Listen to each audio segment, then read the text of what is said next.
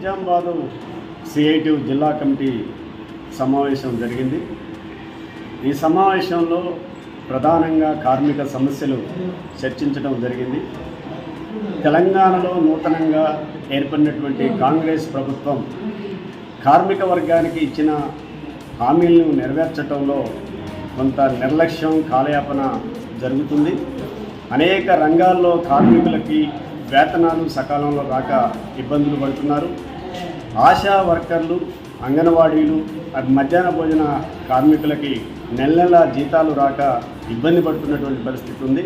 గ్రామ పంచాయతీ కార్మికులకి 5-6 నెలలు వేతనాలు బకాయిగా ఉన్నాయి. ఈ సమస్యలన్నిటి మీద అన్ని రంగాల్లో కూడా ఆందోళనలు చేపడుతున్నటువంటి స్థితి ఉంది. అందుకనే ఈ ప్రభుత్వం వచ్చిన 6 నెలల కాలంలో అనేక రంగాలకు సంబంధించి, డిపార్ట్మెంట్లకు సంబంధించి సమీక్షలు చేస్తున్నారు. కానీ కార్మిక వర్గానికి సంబంధించి ఇంతవరకు ఈ ప్రభుత్వం సమీక్ష చేసినటువంటి పరిస్థితి లేదు. కార్మిక వర్గానికి సంబంధించిన మంత్రిని కూడా ఇప్పటివరకు కేటాయించినటువంటి స్థితి రాష్ట్రంలో ఉంది.